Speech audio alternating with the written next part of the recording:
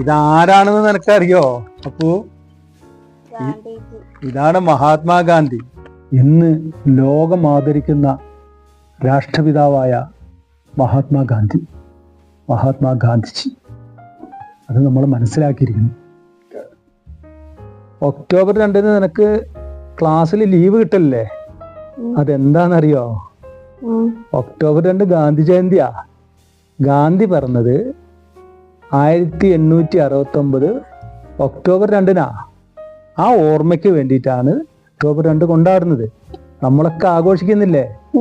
ഇപ്പൊ നമ്മൾ സേവനവാരമായിട്ടാണ് അത് ആഘോഷിക്കുന്നത്, സ്കൂളുകളിലും മറ്റോ കേട്ടോ. ഗാന്ധിജി ഒരു പണക്കാര കുടുംബത്തിലാണ് ജനിച്ചത്. നല്ല പണക്കാരായിരുന്നു അവര്. ഗാന്ധിജി അങ്ങനെ വളർന്ന് വലുതായി, സമരത്തിലൊക്കെ പങ്കാളിയായി, ബ്രിട്ടീഷുകാർക്കെതിരെയുള്ള സമരത്തിലൊക്കെ പോരാളിയായിട്ട് നിന്നു. അഹിംസയായിരുന്നു അദ്ദേഹത്തിന്റെ ഒരു മാർഗം. അഹിംസ പറഞ്ഞാൽ എന്താണെന്നറിയോ? ഇല്ല, ആരെയും കൊല്ലരുത്, കൊല്ലാതെയുള്ള സമരം. അതാണ് അഹിംസാ സിദ്ധാന്തം. അതായിരുന്നു ഗാന്ധിജിയുടെ പ്രത്യേകത. പല സമരങ്ങളും നമ്മൾ കാണലില്ലേ? അതിലൊക്കെ വാക്കേറ്റവും പ്രശ്നവും അടിയും പിടിയും ഒക്കെ ഉണ്ടാവും അല്ലേ? പക്ഷെ ഗാന്ധിജി പറഞ്ഞത് ആരെയും ഹിംസിക്കരുത്, ശാന്തമായിട്ട് സമരം ചെയ്യുക, സഹിച്ചുകൊണ്ട് സമരം ചെയ്യുക. അതായിരുന്നു ഗാന്ധിജിയുടെ ഒരു നയം.